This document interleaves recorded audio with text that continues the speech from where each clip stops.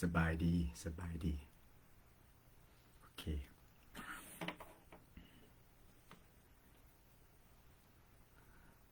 เนาะเป็นพระคุณของพระเจ้าพระเยซูคริสต์อีกวันหนึ่งเนาะที่ได้มีลมหายใจที่ได้มีชีวิตอยู่ด้วยพระกรุณาคุณของพระเจ้าพระเยซูคริสต์สั้นในค่ำคืนนี้จะได้นมัสการสรรเสริญยกย่องให้เกียรติพระเยซูคริสต์และจะมีถ้อยคำที่จะหนุนใจพี่น้องเนาะเฮาจะนมัสการไปด้วยกันเนาะ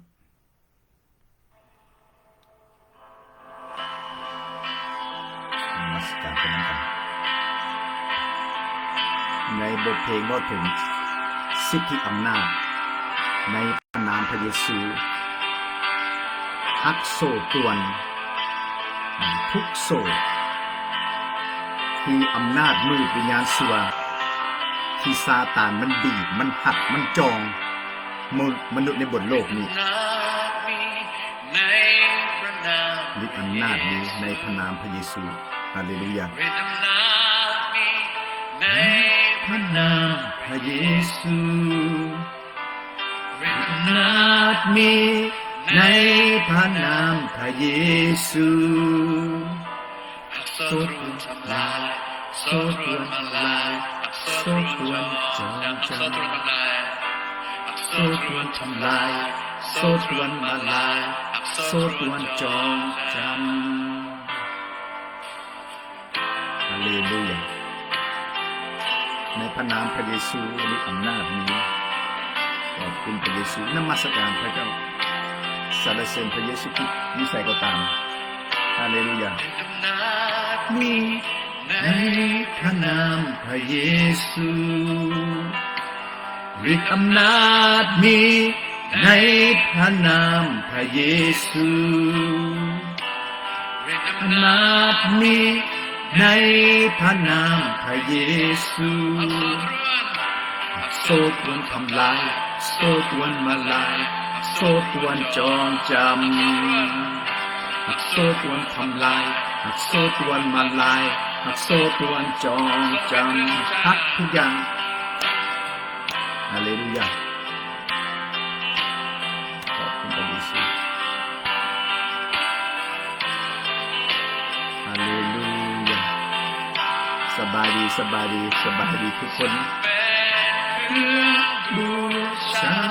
ตายเพื่อเราใจเราไม่เสียดายเราลอดบาปทุกสวรรค์เวลา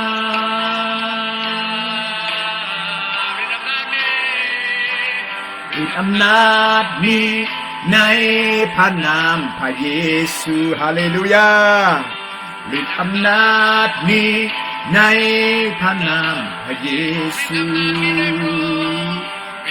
นาจมีในพระนามพระเยซูโซ่ตรวนทั้งหลายโซ่ตรวนมาลายโซ่ตรวนจองจำหักทุกโซ่ตรวนหักออกในพระนามพระเยซู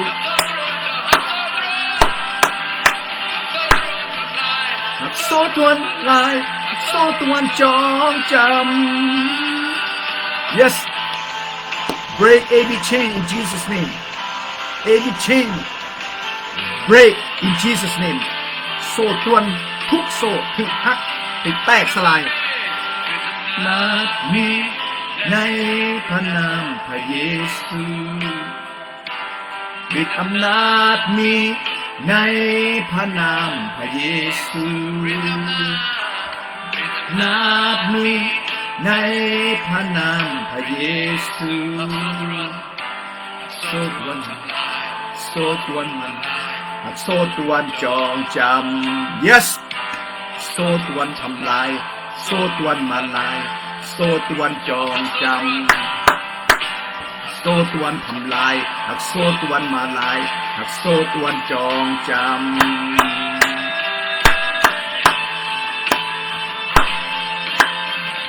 soak in His presence ซึมเข้าไปในการทรงสถิตในทรงพระพักของพระเจ้านมัสการพระองค์ด้วยจิตวิญญาณในความจริงฮาเลลูยา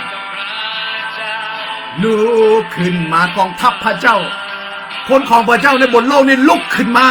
มีกำลังขึ้นลุกขึ้นห้อนหนกระตือรือร้นเพื่อจะประกาศข่าวประเสริฐเรื่องความรอดพ้นในพระนามพระเยซูเข้มแข็งลุกขึ้นมาลุกขึ้นมากองทัพพระเจ้าลุกขึ้นมาในพระนามพระเยซูจะอยู่ประเทศใดอยู่มุมใดอยู่จุดใดลุกขึ้นมาด้วยความเชื่อด้วยฤทธิ์เดชอำนาจของพระวิญญาณบริสุทธิ์ของพระเจ้าฮาเลลูยาลุกขึ้นลุกขึ้นฟื้นฟูลุกขึ้นลุกขึ้นฮาเลลูยาผักโซ่ตรวนทำลายโซ่ตรวนมาลายโซ่ตรวนจองจำ yes โซ่ตรวนจองจำโซ่ตรวนทำลาย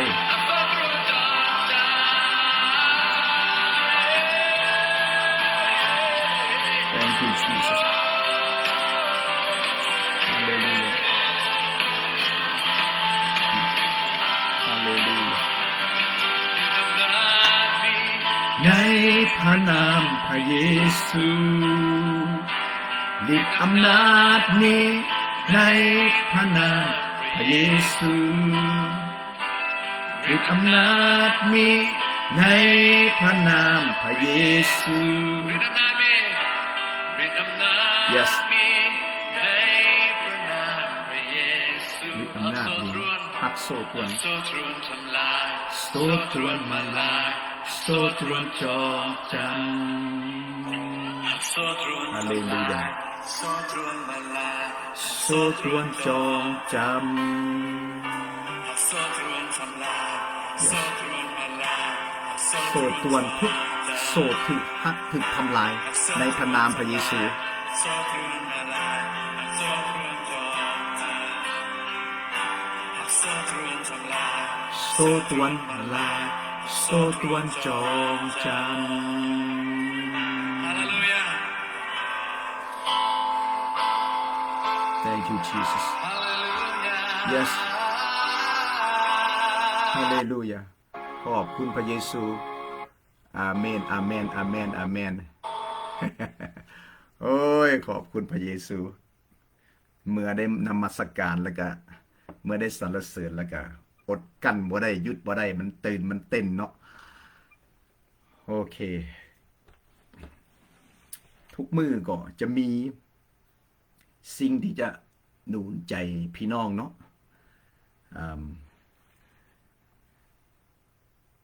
ใน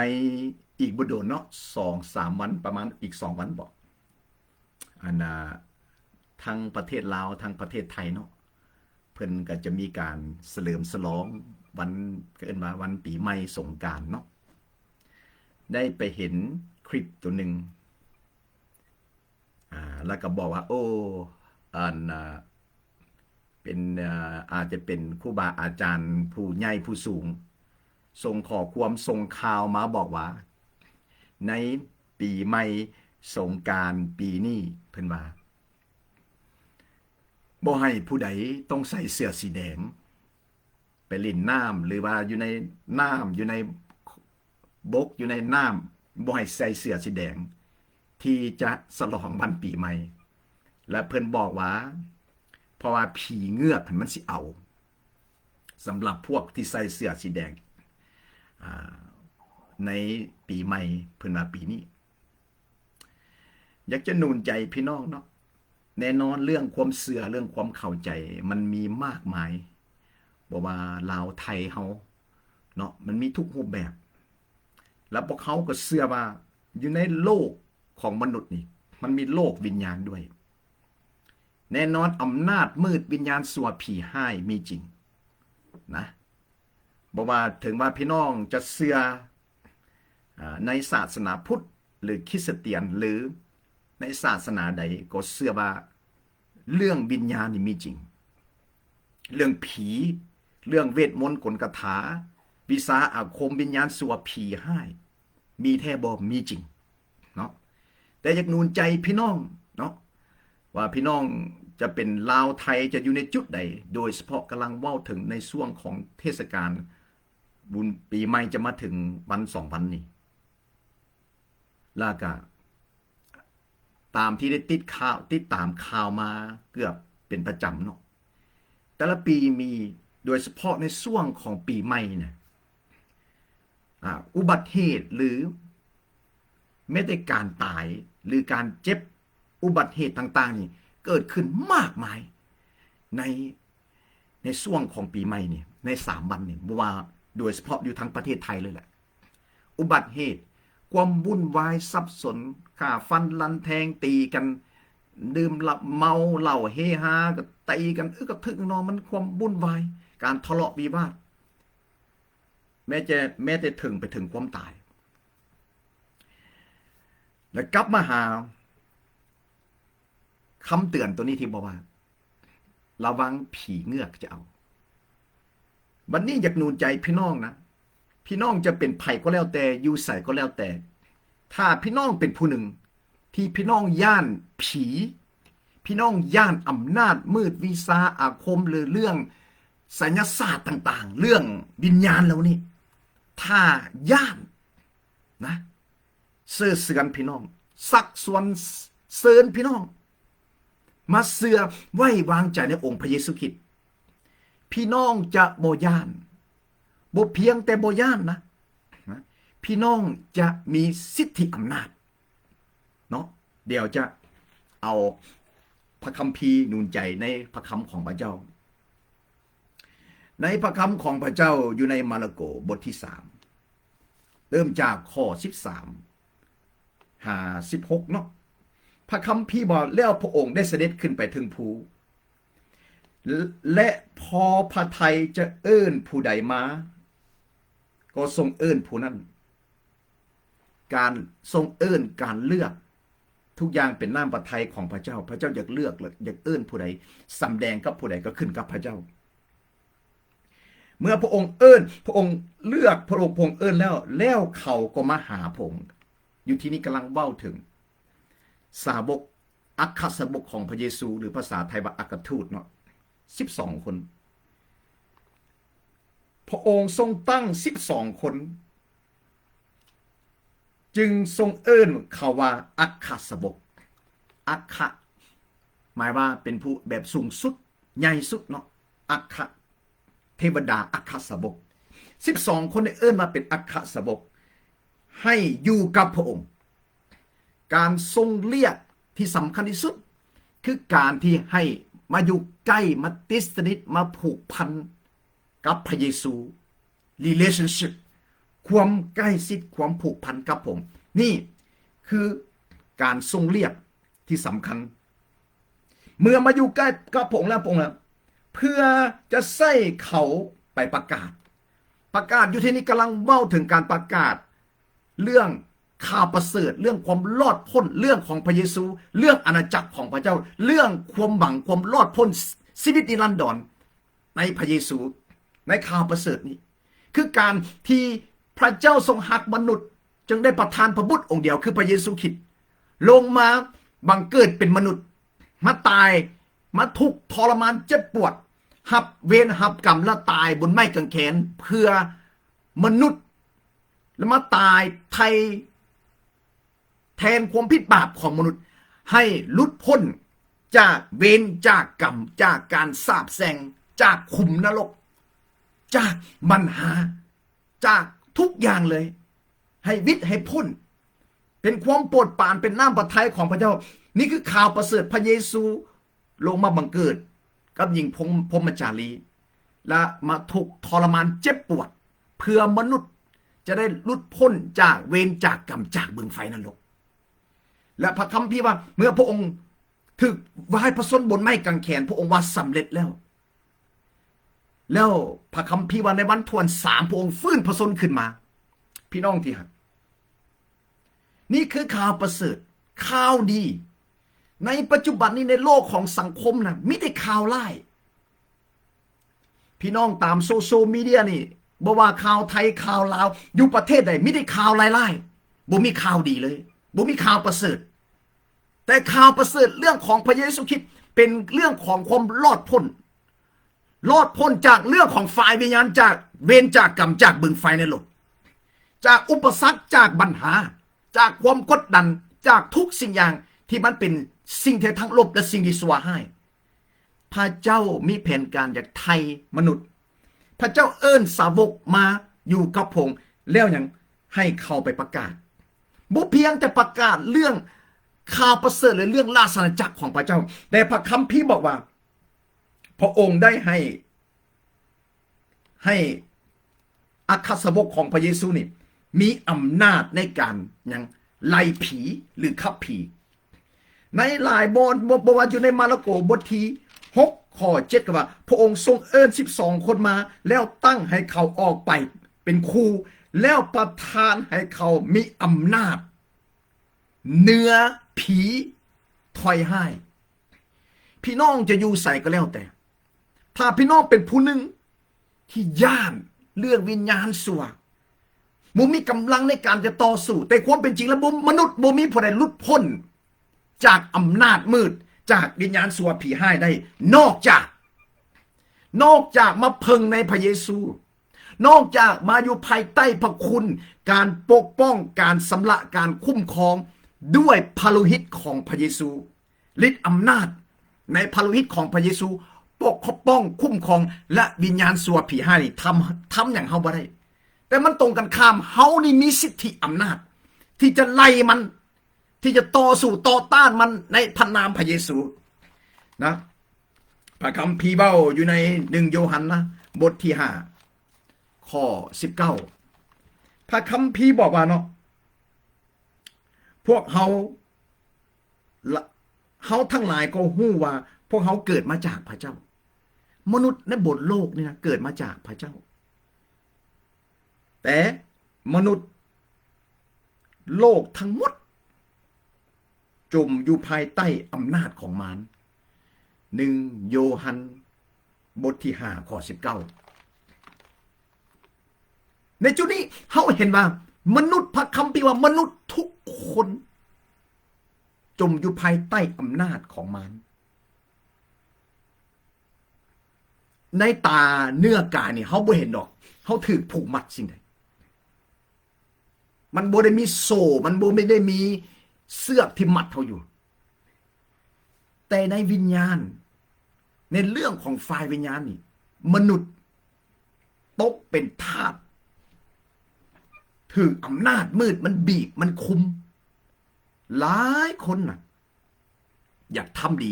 บ่ได้แม่นบ่ทำดีนึงไปแล้วก็ไม่ยังก็บ่สามารถทำดีอีกต่อไปเพราะกำลังของมนุษย์เพราะถูกวิญญาณชั่วคุมอยู่พยายามทำดีบ่มีมนุษย์คนใดที่เกิดมาจะเป็นคนชั่วอยากทำดีแต่ก็ทำดีบ่ได้เป็นอย่างทำดีบ่ได้เพราะพระคัมภีร์บอกว่ามนุษย์ทุกคนอยู่ภายใต้ของอำนาจของมารห้ายของซาตานสถานการณ์ที่จะหลุดพ้นจากผีจากซาตานจากวิญญาณจากอำนาจการสาปแช่งในทุกรูปแบบก็คือการเข้ามาเชื่อในพระเยซูคริสต์รับการทรงสำระด้วยเลือดของพระเยซูคริสต์ปกป้องแล้วบ่เพียงแต่เฮาถึงการปกป้องถึงการพิทักษ์รักษาเฮาได้รับสิทธิอำนาจจะทับมั่งทำลายจิตวิญญาณวิญญาณชั่วผีให้ฉะนั้นบุคคลใดที่เขามาเชื่อในพระเยซูคริสต์แล้วมีชีวิตที่ใกล้ชิดกับพระองค์มีชีวิตที่เดินไปกับพระวิญญาณบริสุทธิ์และมีความเข้าใจในพระคำของพระเจ้าบ่มีผู้หนึ่งผู้ใดย่านผีแต่ตรงกันข้ามเฮาฮู้ว่าเฮามีสิทธิอำนาจในพระนามพระเยซูจังซั่นเนาะอยากหนุนใจพี่น้องเพราะว่าในโลกสังคมนี่นะมีแต่ข่าวเขาเอิ้นว่าข่าวเป็นตาย้านบ่โดนมานี่เนาะหลังจากแผ่นดินไหวทั้งประเทศไทยหรือพม่ามีหมอดูหมอดาวนี่โดยเฉพาะทั้งประเทศไทย ออกมาดูมาหมอเดาโอ้ยกระถึกหนึ่งน้องก็บอกว่าปีนั่นจะมีปัญหาอีกแล้วจนเว้าถึงเจ้าหน่อยกะโลกจะละลายจะเสื่อมสลายนี่การทำนายว่าปีนั้นปีนี้สิ่งนั้นสิ่งนี้จะเกิดขึ้นมีแต่ข่าวร้ายโบโดนมานี่เนาะทางยุโรปก็ได้บอกประชาชนหลายประเทศให้เตรียมเข้าของเพราะอาจจะเกิดสงครามขึ้นมีแต่ข่าวให้เขามาเมืองด้านเศรษฐกิจแม้แต่ยูเมกาเองนะเศรษฐกิจภาษีขึ้นนะเศรษฐกิจตกต่ำมันมีแต่ข่าวมันไม่ได้เป็นข่าวที่ดีเลยบอกว่าในด้านการเมืองประเทศนี้กับประเทศนี้นะก็จะฆ่าฟันลันแทงกันบอกว่าจีนบอกว่าโซเวียตนะกระทึกนึกน้องบอกว่าอิหร่านนะเตรียมที่จะบุกกันกับอเมริกาโอ้ยหลายแนวบอกว่าอันนี้ในด้านของการทหารในด้านของสงครามและก็ในด้านของเศรษฐกิจอีกสมปิที่กำลังเกิดขึ้นบุเพียงแต่ด้านการเมืองด้านสังคมด้านเศรษฐกิจและก็มาในด้านของฝ่ายวิญญาณอีกหมอดูหมอเดาพวกผีทรงผีสิงผีเข้าก็ถึงน้องทำนายเทียมเท็จเพ้อเจ้อเพ้อฝันกันก็ถึงน้องเหตุในคนทั้งหลายฟังตามโซเชียลมีเดียตามYouTubeตามข่าวเกิดความปั่นป่วนเกิดความวันไหวเกิดความสงสัยกระทึกหนึ่งนองเลยถ้าผู้ใดย่านมาเชื่อในพระเยซูพระองค์จะเป็นผู้ปกป้องเฮาบ่ได้วิตกกังวลสิ่งใดถ้าผู้ใดย่านกลัวนะจนได้เห็นบ่แผ่นดินไหวเมื่อกี้นี่เกิดย่านนบขาบไว้กระทึกหนึ่งน้องย่านตายจนผู้รับใช้ของพระเจ้ามีบางคนจะมาแบบอีดูสงสารและสวยโอกาสที่จะประกาศข่าวประเสริฐในตอนนั้นเพราะอีดูสงสารเพราะคนมากมายย่านตายเป็นอย่างยิ่งย่านตายเพราะโบหูเป้าหมายชีวิตนิรันดรหรือชีวิตนิรันดร์การแต่สำหรับคนที่มาเชื่อในพระเยซูคริสต์นะเขามีเป้าหมายที่สั้นจริงคืออยู่ในอาณาจักรของพระเจ้าจากโลกนี้จิตวิญญาณจากห่างกายนี่และจิตวิญญาณก็จะไปอยู่กับพระเจ้าพระเยซูคริสต์อยู่ในอาณาจักรของพระองค์สุเนรันดรเขามีเป้าหมายที่สั้นจริงในเรื่องของฝ่ายวิญญาณจากโลกนี้ไปแล้วชีวิตยังบริยุทธ์ในตรงนี้หลายคนก็ว่าการเป็นมนุษย์นี่ตายไปแล้วก็หมดมันบ่หมดอีกทีมันวิญญาณนี่มันยังมีอยู่ในหลักในความเป็นจริงถ้าชีวิตใดบ่ยอมหับเอาพระเยซูคริสต์มาเป็นพระผู้ไถ่รอดพ้นอันนี้คือความจริงตายบ่เป็นจะเชื่อหรือบ่เชื่อแต่ว่าวันนั้นน่ะมันอาจจะสายไปสำหรับคนเป็นล้านในบนโลกนี้ที่ปฏิเสธความจริงที่บ่ยอมต้อนรับเอาพระเยซูคริสต์มาเป็นพระผู้ไถ่รอดพ้นในวันนั้นมวลมนุษย์อย่างมากมายจะติอึกห้องให้ขอ second chance ขอโอกาสอีกครั้งสายเกินไปแล้วประตูสวรรค์จะปิดเพราะวันหนึ่งพระเยซูจะเสด็จมาในครั้งที่สองมาพิพากษาในบนโลกนี้สำหรับพี่น้องที่ยังลิ้นซอยยังล่อแร่ที่ยังบ่ได้ยังหัวแข็งยังจิตใจแข็งกันด้างนะหรือว่าย่านกลัวกับสิ่งอื่นเนี่ยมาเชื่อในพระเยซูมาวางใจกับพระเยซูแล้วพี่น้องจะสุขสบายจิตใจว่าถึงจิตใจพี่น้องจะพักสงบสุขสิ่งใดมันจะเกิดขึ้นในบนโลกนี้นะเมื่อบุคคลที่มีความใกล้ชิดที่เดินติดตามกับพระเยซูในกับพระวิญญาณที่ไว้วางใจกับพระองค์จะบ่มีความย่านกลัวสิ่งใดเพราะพระคำของพระเจ้าบันทึกอยู่ในฟิลิปปีบทที่1ข้อ21ผู้รับใช้ของพระเจ้าผู้หนึ่งชื่อว่าโปโลที่บอกว่าการมีชีวิตนี้พระคริสต์ทรงเป็นชีวิตนี้ การตายไปได้กำไรเอเมนการตายไปได้กำไรแต่ว่าโลกในบนคนในบนโลกนี่บ่ได้เมืองแบบนั้นการตายไปคือจุดจบของชีวิตแต่สำหรับในมุมมองของคริสเตียนนะการจากโลกนี้ไปผู้ที่เชื่อและไว้วางใจกับในพระเยซูคริสต์ได้กำไรเป็นอย่างจริงว่าได้กำไรเพราะชีวิตในฝ่ายวิญญาณบ่ตายแต่จะใส่ชีวิตนิรันดรนิรันดร์การสมบูรณ์แบบอยู่ในอาณาจักรของพระเจ้านิรันดร์การบ่ตายในฝ่ายวิญญาณจังสั้นคนที่ไว้วางใจกับพระเยซูคริสต์จึงบ่ย่านความตายแต่การที่เขาจากห่างกายตัวนี้ไปเขากำลังเข้าไปในสง่าราศีอันครบบริบูรณ์ในพระเยซูคริสต์และก็จะอยู่กับพระองค์สุนิรันดรอยู่ในอาณาจักรของพระองค์ฉะนั้นอยากเสื่อเสือนพี่น้องทั้งหลายทั้งลาวทั้งไทยที่เป็นล้านที่กำลังวุ่นวายสับสนกับชีวิต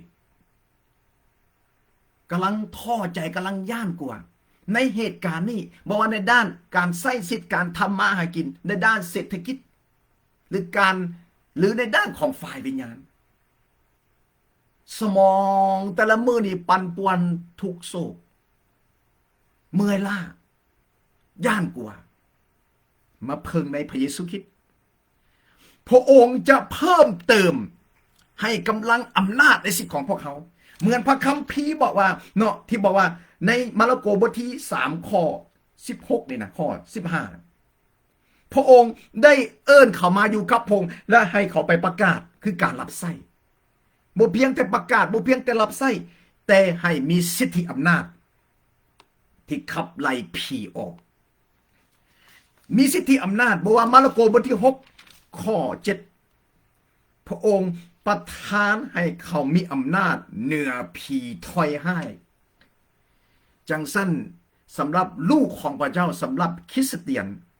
ที่ติดสนิทกับพระเยซูคริสต์ติดสนิทกับพระวิญญาณบริสุทธิ์ที่เดินใกล้ชิดกับพระเจ้าจึงบ่ย่านกลัวสิ่งใดแม้แต่อำนาจมืดวิญญาณสัวผีให้เพราะเฮามีสิทธิอำนาจเหนือมันเฮ็ดหยังบ่ได้ดอก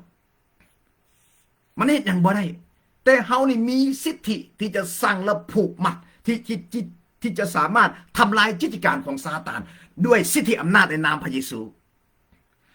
พระคำของพระเจ้าในมาระโกบทที่16ข้อ17พระเยซูบอกว่าหมายสำคัญจะเกิดขึ้นกับผู้เชื่อเขาจะขับไล่ออกเขาจะขับไล่ผีออกในนามของเขาคือในนามของพระเยซูในพระนามของพระเยซูมีสิทธิอำนาจการอัศจรรย์การเยียวยารักษาการปลดปล่อยการฟื้นฟูความหวังชีวิตนิรันดรในพระเยซูเท่านั้นพี่น้องที่รักคนน้อยบอกไม่ได้แปลกใจว่าเป็นยังบางคนผู้รับใช้ของพระเจ้าจึงก็ตื่นร้อนจึงห้อนหนในการประกาศเพราะว่าเป็นห่วงมนุษย์ที่ยังบ่ได้พบยังบ่ได้รับเอาสิ่งนิรันดรในพระเยซูคริสต์แต่ละมือสถิติเขาบอกว่านะวินาทีหนึ่งเนี่ยนะคนตายนี่ในบนโลกนี่นะบ่ต่ำกว่า50 คนวินาทีหนึ่งถ้าว่าเป็นชั่วโมงนี่มันสิคนตายมันจักกี่พันเท่าไหร่อันนี้บ่ถึงในบนโลกนี่ในยุคปัจจุบันแห่งตายไหมแต่สำหรับคนที่ฮู้จักพระเยซูคริสต์นะบ่ย่านความตายเพราะเขาได้รับชีวิตนิรันดรจากพระเยซูคริสต์และเมื่อเขาได้พบความจริงพบคำตอบของชีวิตไม่ว่าจะเป็นความทุกข์ในชีวิตในจิตใจความลำบากความการน้อยเนื้อต่ำใจความสับสนการหวาดหวั่นสั่นสะท้านสิ่งใดก็แล้วแต่ในเมื่อเขามาทิศนิทและไม่วางใจกับพระเยซูคริสต์นะเขาได้พบกับความหวังเขาพบการเยียวยารักษาการฟื้นฟูเขาได้รับสิทธิอำนาจเขาได้รับในโลกของฝ่ายวิญญาณได้รับการเปิดตาใจ แล้วเขาเบิ่งหลายสิ่งมันเขาเบิ่งทะลุไปในเรื่องของฝ่ายวิญญาณฉะนั้นเนาะวันนี้ถ้าพี่น้องลาวไทยยังย่านกลัวอยู่ย่านผีย่านอำนาจมืดหรือเรื่องการเขาเอิ้นมาการลิ่นของใส่ขอกใส่ของใส่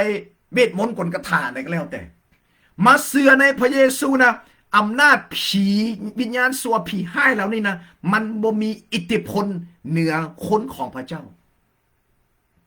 เขาได้รับการปกป้องรับการปกคุมสำลักโดยพระโลหิตของพระเยซู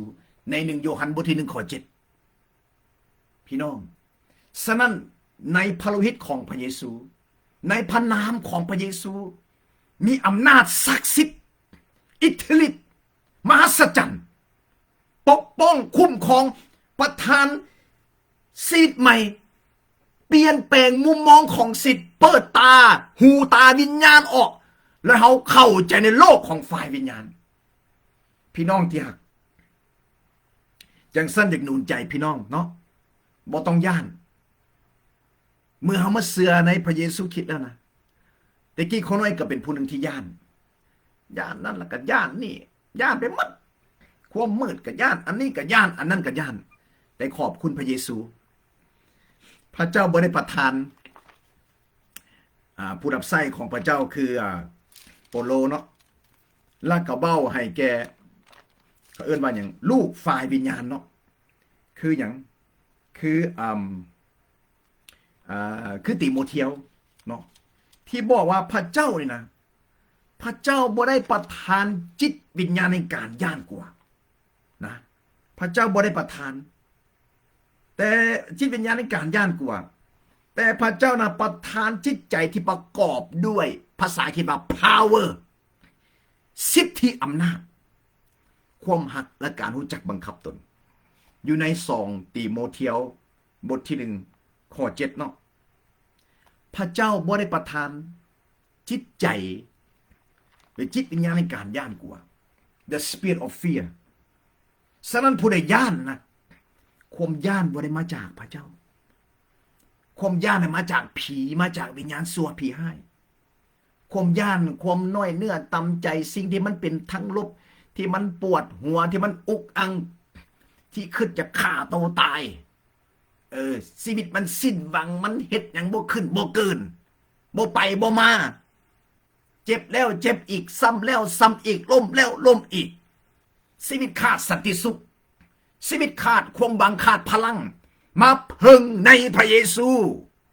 พี่น้องที่รักพี่น้องจะบ่ผิดหวังเลยจะบ่ผิดหวังเฮาในบนโลกเนี่ยถ้าเฮาเว้าเรื่องศาสนากับพระเจ้าองค์นั้นพระเจ้าองค์นี้คนลาวคนไทยนี่คาบไหว้ไปหมดอันนี้ก็ศักดิ์สิทธิ์แล้วก็ยะพอนั่นกับนะพอนั่นกับพอปู่นี่นามนั่นนางนี่นามนี่แต่ในความจริงแล้วมันบ่มีนามใดชื่อใดที่ยิ่งใหญ่ไปกว่านามของพระเยซูอิงตามในพระคำของพระเจ้าในฟิลิปปอยพี่น้องที่รักในฟิลิปปอยบทที่2เนาะหรือฟิลิปปีบทที่2ข้อ9ข้อ10พระคัมภีร์บอกว่าเนาะบอกถึงองค์พระเยซูคริสต์ตั้งแต่อยู่ในข้อ8เนาะฟิลิปปอยบทที่2ข้อ8ไปบอกถึงพระองค์ได้ทอม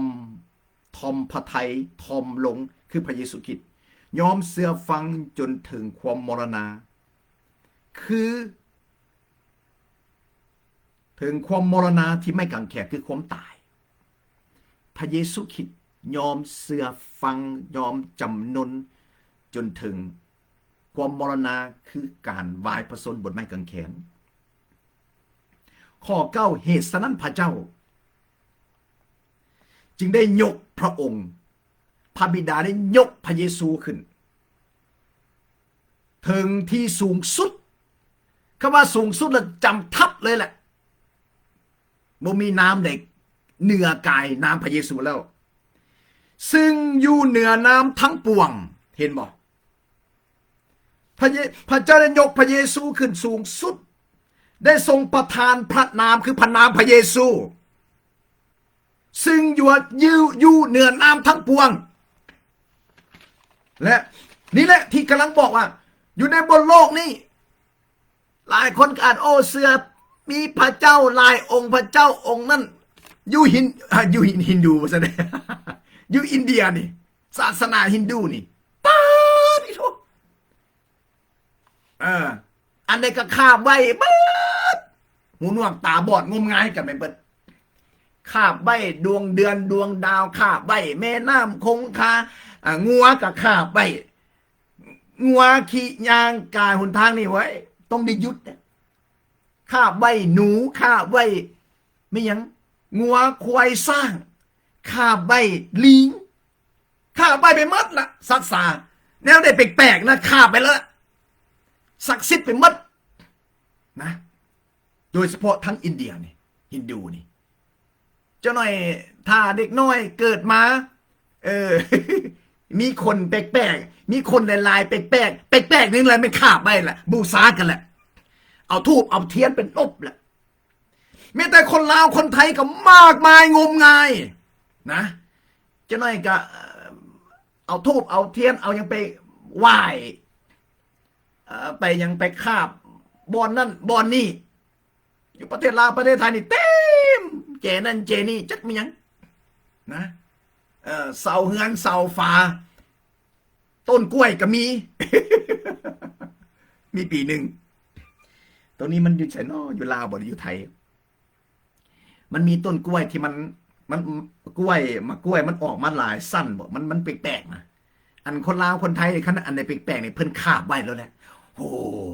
อันนี้มันต้องเป็นอันศักดิ์สิทธิ์แหละหรือว่าก็งมงายไปคอเบอร์คอหวยเนี่ยบางเทื่ออันน่ะไม่ยังไม่ยังมันลอยอย่างนึงอยู่แม่น้ำคลองอ่ะฮู้พญานาคละพากันโฮไปนกไปคอเบอร์ไปคาบโอ้พี่น้อง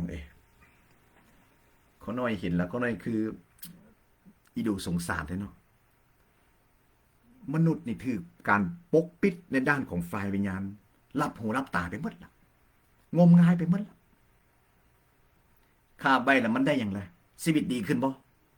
ฮะมีบ่สันติสุขพบหรือยังสันติสุขพบหรือยังความหวังและสิ่งสำคัญคือความรอดพ้นมั่นใจบ่เกี่ยวกับเรื่องความรอดพ้นเพราะวันหนึ่งเนี่ยนะจิตวิญญาณมันต้องออกจากห่างกายนี่แล้วสิไปใส่ละเฮาหลายคนเฮาเฮ็ดบุญกินทานทุกอย่างมั่นใจวะป่านนั้นบางครั้งมันคนตายไปแล้วนะยังก็มันยังทานหาอยู่เอาหาว่าขึ้นสวรรค์แล้วขึ้นสวรรค์แล้วสิทานหาอย่างอีกเฮ็ดบุญยังบุญกฐินบุญเอียงที่ส่งอันนั้นไปหาคนที่ตายบัดนั้นบัดว่าขึ้นสวรรค์แล้วถ้าอยู่สวรรค์แล้วมันก็สนุกสบายแล้วบ่ต้องการสิ่งใดละบ่จำเป็นต้องเฮ็ดอย่างทานไปหาพี่น้องที่หักแต่สวรรค์ของคริสเตียนนะแต่สวรรค์ในองค์พระเยซูคริสต์นี่เป็นสวรรค์ที่แท้จริงและสมบูรณ์แบบบ่ต้องการทำสิ่งไหนในบนโลกนี้เมื่อวิทย์จากโลกนี้แล้วไปก็สบายละพี่น้องนะหีบเร่งด่วนมาเสือในพระเยซูเด้อเพราะวันหนึ่งพระเยซูจะเสด็จมานะเขาไม่กล้าที่จะเว้าบ่เพียงแต่พี่น้องคนลาวคนไทยนะกล้าที่จะเว้าให้คนหมดโลกเลยแต่เวลานี้ฟังมิติพี่น้องลาวไทยฟังเข้าใจแต่ในความเป็นจริงพี่น้องที่หักสิ่งที่มาเว้านี่บ่ได้ให้พี่น้องย่านกลัวแต่มาเว้าความจริง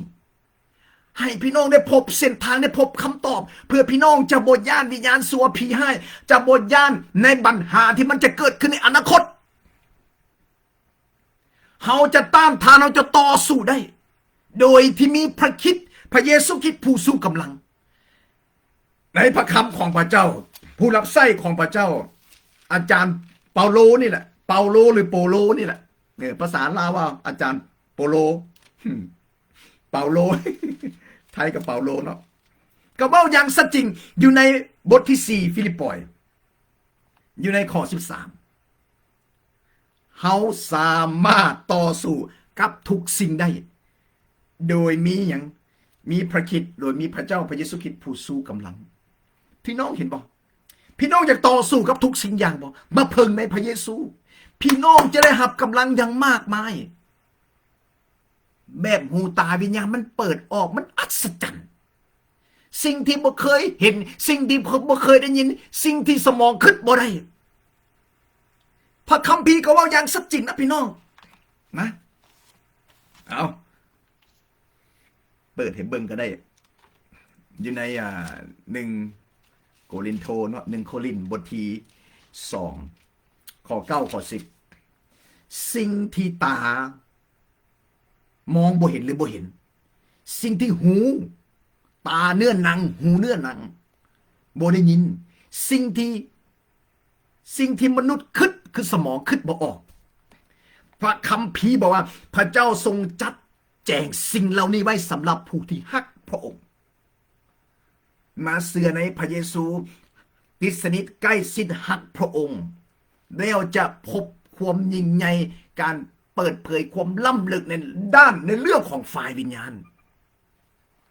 และพระคัมภีร์บอกว่านะ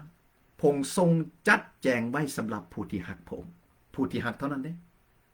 จะได้พบในความยิ่งใหญ่ในความล้ำลึกแบบนี้พระคัมภีร์บอกว่าในข้อ10แต่พระเจ้าทรงแสดงสิ่งเรานี่นะให้แก่พวกเขาทางพระวิญญาณเพราะว่าพระวิญญาณทรงยังหู้ทุกสิ่งแม้แต่ความล้ำลึกของพระเจ้าและเมื่อเขาเชื่อฟังเมื่อเขาติดสนิทเมื่อเขาฮักพระเยซูคริสต์ฮักพระเจ้าเหมือนพระบัญชาของพระเยซูจงหักพระเจ้าด้วยสุดจิตสุดใจสุดสติปัญญาสุดกำลังเมื่อเขาเข้าสนิทใกล้ชิดกับพระเราพระองค์จะสำแดงพระองค์จะเปิดเผยสิ่งที่ตามนุษย์ที่มองบ่เห็นสิ่งที่หูมนุษย์บ่เคยได้ยินสมองบ่เคยเข้าใจพระองค์จะเปิดเผยสำแดงให้สำหรับผู้ที่หักพระองค์นะพี่น้องที่หักจังสั้นน่ะฝ้าวมาเสือในพระเยซูฝ้าวมาติดพันติดสนิทกับพระองค์อย่าให้พระพรหรือประสบการณ์ดีๆในการเป็นมนุษย์ในบนโลกนี้มันผ่านพ้นไปพี่น้องจะตื่นเต้นพี่น้องจะแบบบ่ว่าจะเป็นความรู้สึกประสบการณ์มันมีแต่แนวดีๆทั้งนั้นเลยนะมันก็มีกำลังจิตกำลังใจมันบ่เพียงแต่เราได้พบสันติสุขความหวังการพักผ่อนแนวคิดจิตใจได้รับชีวิตนิรันดรและเมื่อเราได้พบได้พ่อได้ในโลกของฝ่ายวิญญาณในความเชื่อในพระเยซูในสิทธิ์ในพระเยซูในชีวิตใหม่ในเส้นทางใหม่ในพระเยซูคริสต์แล้วเราจะอยู่บ่ได้พอมันตื่นเต้นเราได้พบแล้วในโลกของฝ่ายวิญญาณที่เราบ่เคยหู้บ่เคยเห็นบ่เคยเข้าใจมาก่อนแล้วก็อดบ่ได้แล้วแต่แบ่งปันในปันนี้นะห่วยพบในสิ่งดีๆเนี่ยมันอยู่บ่ได้พี่น้องโดยเฉพาะในความเป็นจริงในเรื่องของฝ่ายวิญญาณเนาะเพราะว่าอาณาจักรของพระเจ้าเนี่ยเป็นเรื่องของฝ่ายวิญญาณบ่เป็นเรื่องที่ตามมนุษย์มองเห็นหรือจับหมายได้สัมผัสได้เพราะในพระคำของพระเจ้าอยู่ในโรมบทที่14ข้อ17ว่าอาณาจักรราชอาณาจักรเรื่องราชอาณาจักรของพระเจ้าบ่เป็นเรื่องการกินการดื่มบ่เป็นเรื่องของห่างไกลนี่แต่เป็นเรื่องของความชอบธรรมสันติสุขและความชื่นชมยินดีในพระวิญญาณอยากได้สันติสุขบ่อยากพบกับความชื่นชมยินดีบ่มาเชื่อในพระเยซูแล้วชีวิตเฮาจะดีขึ้นก็บ่แม่นรับเชื่อพระเยซูปั๊บวันนี้ทุกอย่างมันเปลี่ยนแปลงนบการเปลี่ยนแปลงและการเติบโตมันคอยทวีคูณขึ้นถ้าตราบใดที่เฮาบ่หยุดในการแสวงหาพระพักคือตัวของพระเจ้าแสวงหาหน้า the presence of God เมื่อเฮาบ่หยุดในการแสวงหาพระองค์พี่น้องที่ครับพี่น้องจะเห็นการเปลี่ยนแปลงและเติบโตเพิ่มทวีคูณขึ้นเพิ่มทวีคูณขึ้นนะความหักก็เพิ่มทวีคูณขึ้นตะกี้นี่หรือสันติสุขความยินดีเพิ่มทวีคูณขึ้น ตะกี้อย่างเฮาเป็นคนใจน้อยเป็นคนใจแคบเป็นคนขี้ที เห็นแต่แก่ตัวเองเออแต่ว่าเมื่อเฮาใกล้ชิดกับพระเจ้าเฮารับการเปลี่ยนแปลงแต่เวลานี้เฮาใจเฮากว้างขวางในเวลานี้ผู้ใดเว้าหยังเฮาก็บ่เครียดเฮาก็รับได้ตะกี้นี่เฮาบ่สามารถอภัยคนอื่นบางคนบ่สามารถอภัยตัวเองบ่สามารถอภัยให้คนอยู่ในสายเลือดเฮาบางครั้งพ่อแม่อ้ายเอื้อน้องที่เคยทำให้เฮาเจ็บปวดคนที่เคยหักเฮาหมู่คู่เฮ็ดให้เฮาเจ็บปวดอภัยให้บ่ได้มีห้าข่มขืนค่อยใจที่แหละถือโซ่ตรวนของวิญญาณสิ่งเหล่านี้มันผูกมัดอยู่ในภายในโลกของฝ่ายวิญญาณแนวคิดจิตใจเดินหน้าบ่ได้ก็คือชีวิตบ่สามารถที่อยู่บ่สามารถที่จะพบกับสันติสุขบ่สามารถที่จะหักคนได้เพราะถูกโซ่ของวิญญาณสัวผีให้สิ่งเหล่านี้มันมัดอยู่แต่เมื่อเฮาติดเข้าติดสนิทใกล้พระเจ้าหลายขึ้นเฮาจะเกิดผลนี้มันบ่เป็นเรื่องผลภายนอกแต่ผลสำคัญคือผลภายในผลของพระวิญญาณผลของการเปลี่ยนแปลงในชีวิตพระเยซูว่าอยู่ในโยฮันอยู่ในโยฮันบทที่15ข้อ5พระองค์บอกว่าพระองค์นี่เป็นเครือองุ่นเป็นเถาองุ่นเฮานี่เป็นกิ่งเป็นแขนงเฮาบ่ถ้าเฮาแยกออกจากพระองค์เฮาบ่สามารถทำสิ่งใดได้แต่พระเยซูว่าถ้าผู้ใดเข้าสนิทอยู่ในเฮาเข้าอยู่ในสนิทในผู้นั้นจะเกิดผลหลายเมื่อเกิดผลน้อยหนึ่งเกิดผลหลายฉะนั้นเมื่อเขาจะเห็นการเปลี่ยนแปลงในชีวิตเมื่อเขาเห็นการเกิดผลเขาเข้าสนิทกับพระเยซูติดสนิทกับพระเยซูยอมจำนนในพระองค์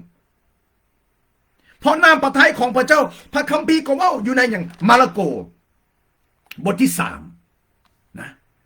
มาระโกบทที่3ที่ว่าที่พระเยซูเนาะเอิ้นสาวกมาเนี่ยเอิ้นมานี่ให้มาอยู่กับผมบทที่3ข้อ15ข้อ14 15พระองค์เอิ้น12คนมาเพื่อจะอยู่กับพระองค์ฉะนั้นการติดสนิทอยู่กับพระองค์นะได้กำไรชีวิตมีพลังมีอำนาจมีฤทธิ์เดชมีชีวิตมีชีวาพี่น้องมันบ่แม่นหน้าพระทัยของพระเจ้าที่สร้างมนุษย์มาและให้เจ็บปวดทุกข์ทรมานในบนโลกนี้สงสารพี่น้องนะหลายคนที่ยังบ่ได้เข้ามาพึ่งในพระเยซูเจ็บปวดแล้วเจ็บปวดอีกแต่ละมือนี่ยิ้มบ่ได้หาบโลกอยู่แบกหาบอยู่ข้อน้อยผ่านมาแล้วในสิทธิ์แบบนั้นซื่อนี่ซื่อสันติตอนสมัย30 ปีกว่าๆหลังตอนสมัยตอนเป็นบ้าวนะขนาดเฮานี่นุ่มแน่นมาถึง30 ปีกว่าที่ผ่านมาแต่ภายในนี่มันเหี่ยวมันแห้งเว้ยมันเจ็บมันปวดมันโศกมันเศร้าพอชีวิตบ่ได้ติดสนิทบ่ได้วางใจในพระเยซู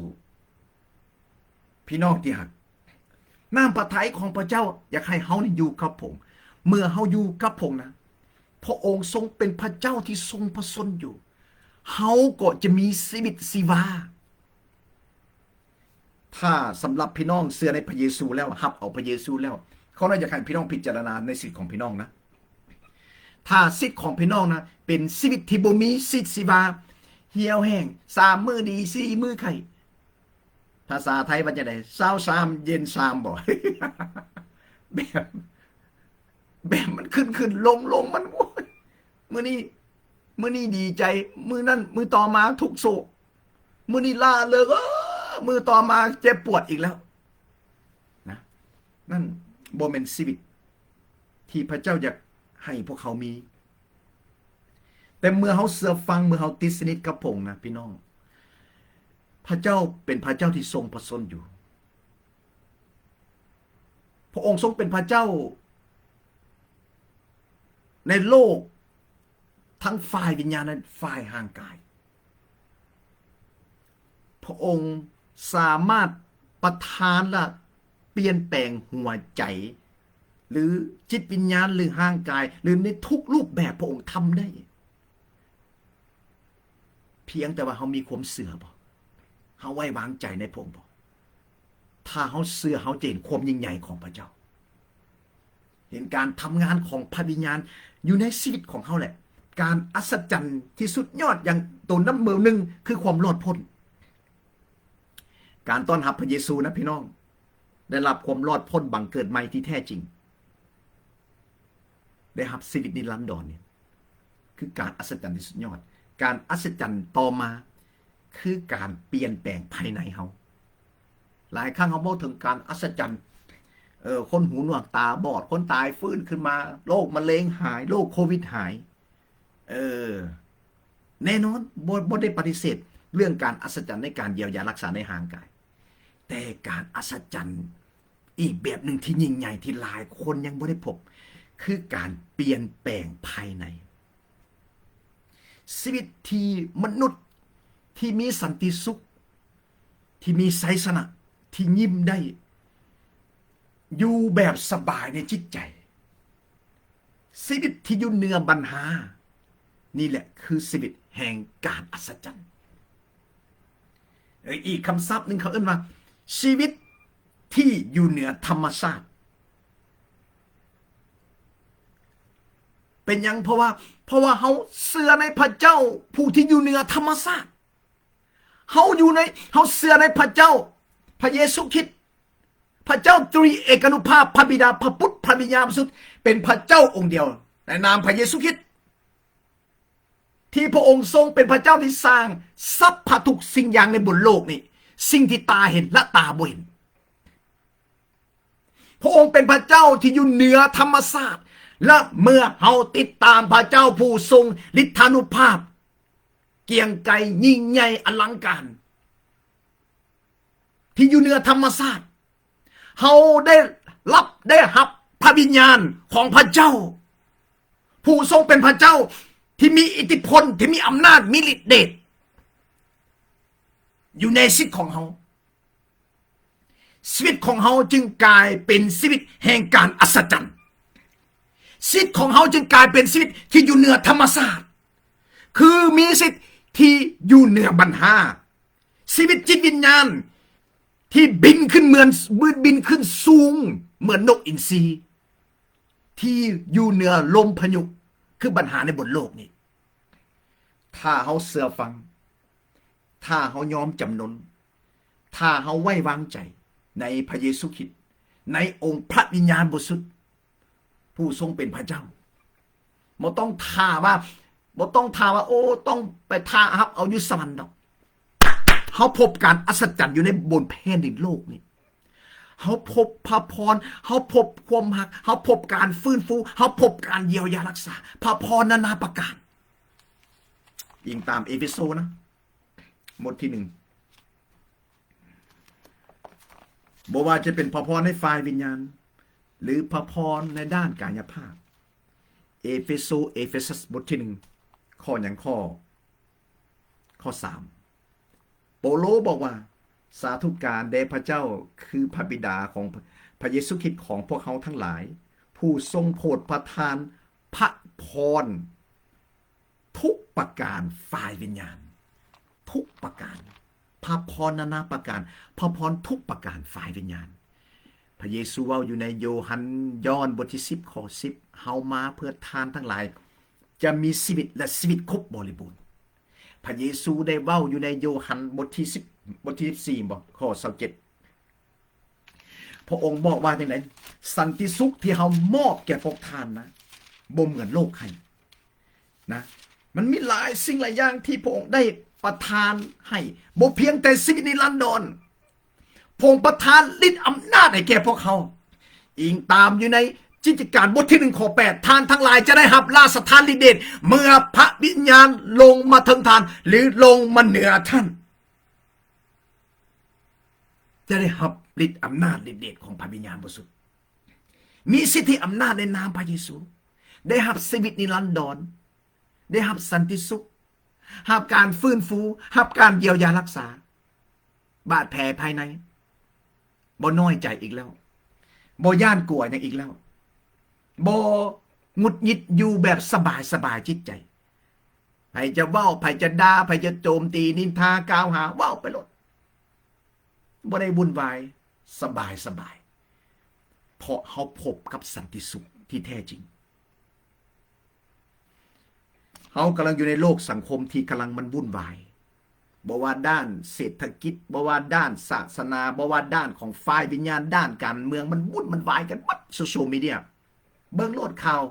สิข่าวไทยข่าวอเมริกาข่าวลาวข่าวสลายทั้งประเทศไทยแหละเบิ่งไปโลดข่าวนี่นะมีแต่เรื่องนั้นมันอ่อนระหดมันวุ่นวายแต่คนอยู่ในพระเยซูคริสต์นะคนที่มีชีวิตที่ใกล้ชิดกับพระเยซูคริสต์กับพระวิญญาณบริสุทธิ์นะบ่วุ่นวายจะนิ่งอยู่จะอยู่ในความสงบสุขในพระคำของพระเจ้ามัทธิวบทที่11ข้อ28พระเยซูบอกว่าอย่างไรบรรดาผู้เหตุการณ์นักหน่วงและแบกภาระหนักเนี่ยจงมาหาผมพระองค์สัญญาว่าพระองค์จะรับการพักผ่อนเศร้าเมื่อยภาษาคิดว่า rest R E S T rest นั่นหมายถึงว่า living in peace คือมีสิทธิ์อยู่ในความสงบสุขและสันติสุขอันนี้แหละที่พระเยซูว่าสันติสุขที่เขามอบแก่พวกทานนั้นบ่เหมือนโลกให้สังคมกำลังวุ่นวายสับสนกันคือคลิปวิดีโอวังกี้แหละมาจากประเทศลาวนี่แหละโอ้อย่าพากันนะใส่เสื้อแดงเด้อปีใหม่ผีเงือกผีนาคจะเอาโอ้วุ่นวายสับสนอึกกระทึกนึกน้องบ่จำเป็นต้องไปพัวพันกับสิ่งเหล่านั้นอยู่กับพระเยซูคริสต์นี่นะอยู่กับพระเจ้าวันต่อวันมือต่อมือกับพระวิญญาณบริสุทธิ์กับพระคำของพระเจ้ากับการทรงสถิตของพระองค์นะอยู่แบบเรียบๆสบายๆมีสันติสุขข้างนอกเนี่ยบ่ต้องการสิ่งใดดอกเรื่องนั้นข้างนอกนี่จนจื้อบ่ได้ว่าปีใดที่ว่าลิ้นปีใหม่ลาวปีใหม่ไทยบ่ป้าบ่ต่ำกว่า38ปีแล้วพี่น้องบ่ได้ลิ้นนะบ่สนใจเลยแล้วก็บ่ได้ว่าโอ้ต้องไปเฮ็ดอันนั้นอันนี้เพื่อจะให้มันมวลซื่นเนาะบ่ต้องการเพราะได้รับแล้วความมวลซื่นได้รับแล้วสันติสุขได้รับแล้วความยินดีจากพระเยซูคริสต์ที่พระองค์สัญญาว่าสันติสุขที่เขามอบแก่พวกท่านบ่เหมือนโลกให้ที่อาจารย์เปาโลผู้ที่มีประสบการณ์กับความซื่นชมยินดีอยู่ในพระคัมภีร์ในฟิลิปปอยบทที่4ข้อ4ทั้งที่ถือเคี่ยนก่อนที่จะเข้าไปในคุกถือเคี่ยนถือตีถือเขามัดโซ่มัดเสื้อใส่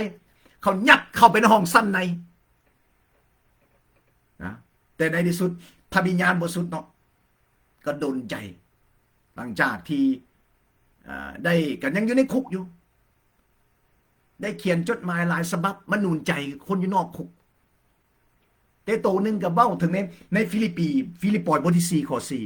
4จงสมซื่นยินดีในองค์พระผู้เป็นเจ้าทุกเวลาเฮาขอย้ำอีกว่าจงสมซื่นยินดีคนอยู่ในคุกมีความซื่นสมยินดีความซื่นสมยินดีอยู่ภายในพี่สันติสุขมันอยู่ภายในพี่ไสยชนะที่แท้จริงมันทุกอย่างที่แท้จริงมันเริ่มจากภายในพี่เอาเบิ่งเอาอีกบนเดือนนี่2 มื้อ 1 2 มื้อนี่บุญปีใหม่ลาวไทยนี่ก็เลิกคุกปีเป็นจังซี่ล่ะเฮฮากันปึ้งปังโหดน้ำกันคักแต่3 วันเท่านั้น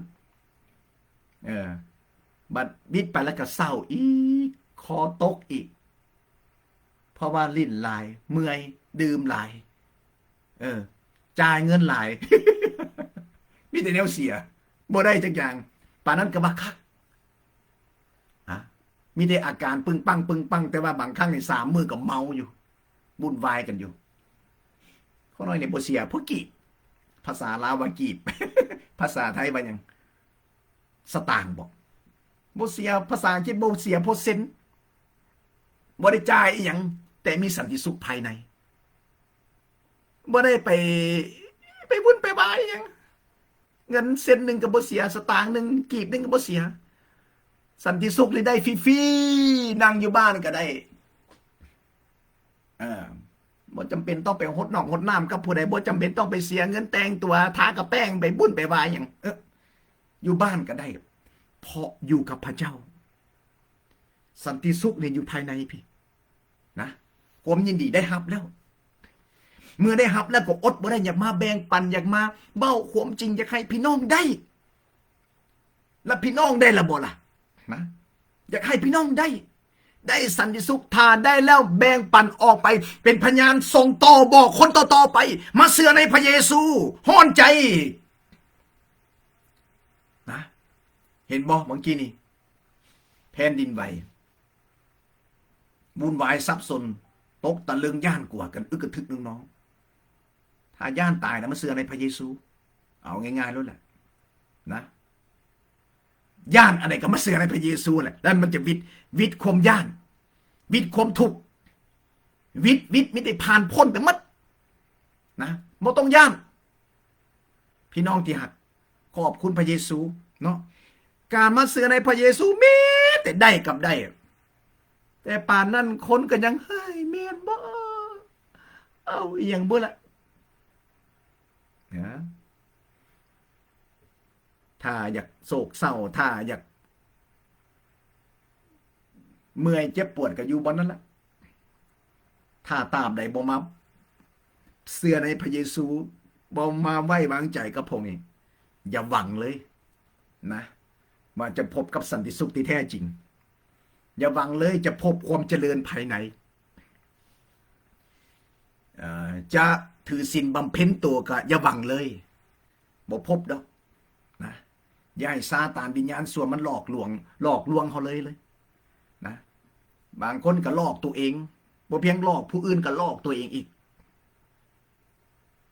เพราะความจริงนะความจริงที่สุดยอดก็คือพระเยซูคริสต์ในโยฮันบทที่14ข้อ6พระองค์บอกว่าพระองค์ทรงเป็นทางนั่นเป็นความจริงบ่มีน้ำใดในใต้ฟ้าแผ่นดินโลกนี่จะศักดิ์สิทธิ์และยิ่งใหญ่เหนือน้ำพระเยซูในฟิลิปปอยบทที่2ข้อเริ่มตั้งแต่ข้อ9ลงมาพระเจ้าได้ยกพระนามของพระองค์เหนือน้ำทั้งปวงเหนือน้ำทั้งปวงพี่น้องเคยได้ยินเพลงนี้บ่เฮาจะยกพระนามของพระองค์คือยกพระนามของพระเยซูยกไว้สูงเหนือน้ำใดในโลกาเฮายกเฮานมัสการนามพระเยซูที่อยู่เหนือน้ำทั้งปวงนะภาษาไทยเพิ่นว่าอย่างฟันธงเลยเด็ดเดียวชัดเจนสี่ขาด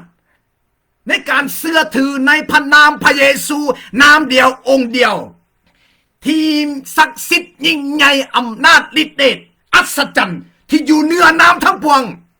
บ่มีน้ำใดใต้ฟ้าน้ำมหาแผ่นดินนี้จะปลดปล่อยจะให้สิทธิ์มนุษย์ได้รับความรอดพ้นบ่มีน้ำใดจะให้มนุษย์หลุดพ้นจากเวรจากกรรมจากความทุกข์โศกความทุกข์ยากหรือจากการสาปแซงอยู่ในบนโลกนี้นอกจากพระเยซูเท่านั้นพี่น้องจะแล่นไปหาน้ำได้จะแล่นไปหาไผพี่น้องบ่เมื่อยบ่วิ่งเต้นจะไหนก็เป็นนกแจนั่นไปก็เป็นนกแจนี่โอ้อันนี้ก็คักอันนั้นก็คักแล่นไปเงินนี่จ่ายไปโอ้ยเมื่อยก็เมื่อยบางเทื่อลาวมันก็โดดไปไทยก็โดดไปลาวพูดไปฮอดเขมรก็มีอยากได้ของศักดิ์สิทธิ์อันนั้นอันนี้เมื่อยก็เมื่อยเงินก็หมดชีวิตก็บ่ดีขึ้นมุ่นวายอยู่ในจิตใจบ่จำเป็นต้องไปเสียเงินบาทเดียวสตางค์เดียวกีบเดียวเส้นเดียวบ่เสียจักอย่างเลยมีแต่ยอมเปิดหัวใจยอมมาเชื่อในพระเยซูและจะเห็นการอัศจรรย์และจะเห็นการเปลี่ยนแปลงภายในนี่พบมาแล้วคนอะไรนี่พบมาแล้วคนอะไรจริงมาเว้าพี่น้องฟังนะชีวิตนี้มันกลายครึ่งคนละเขาก็พบมันอย่างมากมายในบนโลกนี่พ ผ่านขุมนรกมาจากกี่ขุมละความเจ็บปวดความพ่ายแพ้ความแตกสลายการล้มลุกคุกคานจะขอฆ่าเขาตัวเองตายเพราะมันสิ้นหวังเพราะหูตายวิญญาณมันไม่ได้เปิดออกแต่ขอบคุณพระเยซูได้พบกับพระเยซูแล้วได้พบกับพระเจ้าผู้ทรงเป็นพระเจ้าสร้างฟ้าสวรรค์และแผ่นดินโลกเป็นคำตอบอยู่ในบนโลกนี้ในหัวใจในชีวิตปัจจุบันและในชีวิตในอนาคตในแผ่นดินสวรรค์ของพระเจ้าในทุกสถานการณ์ในนามพระเยซูบ่มีนามใดอีกพบแล้วจึงกล้าเว้าเต็มปากแล้วแหละจึงยอมตัดสินใจที่จะแบกไม้กางเขนจึงยอมตัดสินใจที่จะรับใส่พระองค์เพราะบ่มีสำหรับส่วนตัวแล้ว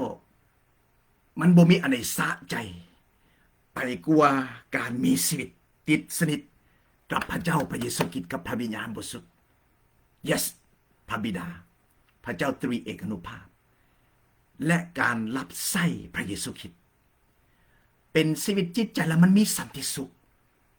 มันหาก็มีบ่มีความยุ่งยากอุปสรรคมีบ่แต่สันติสุขนะมันหลายกว่าสิ่งนั้นอีกทุกมือก็ต่อสู้กับเนื้อหนัง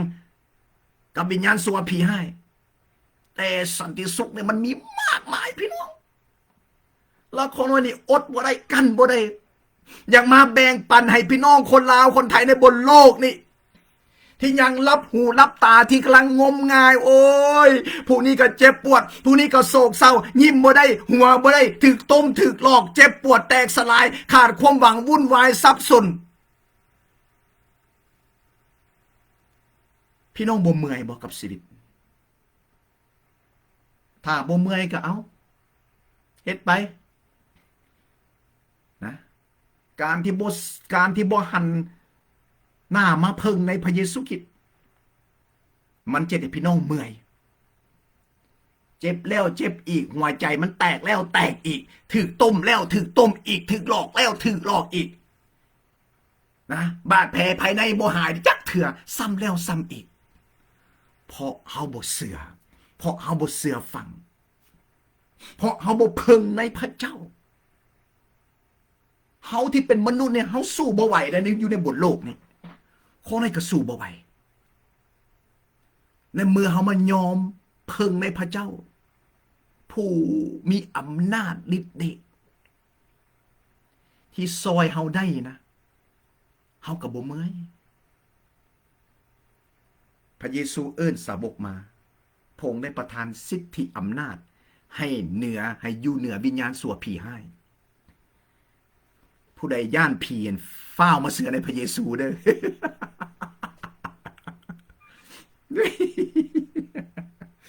ฟ้าวมาเสือในพระเยซูบ่ต้องไปย่านบ่ต้องไปคดอยู่แก่อะไรดอก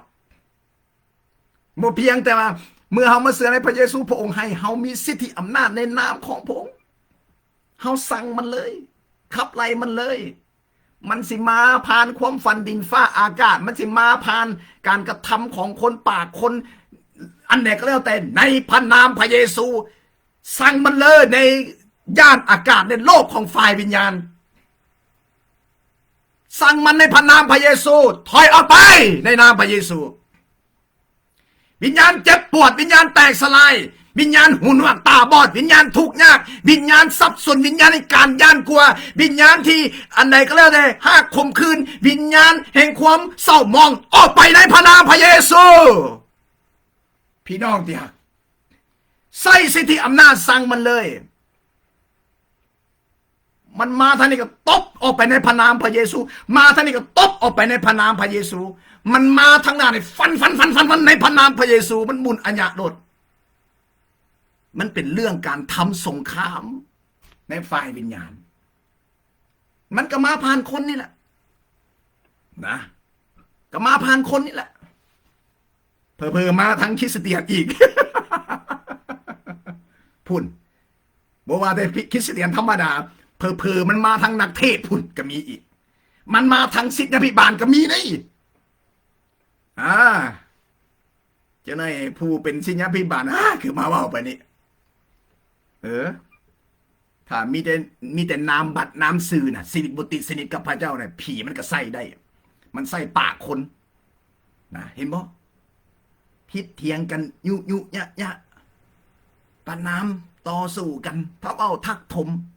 นินทากล่าวหาเศร้าใส่ไล่ป้ายสีกันนั่นแหละผีทั้งนั้นแหละนะใส่ปากคนข่มขู่นะ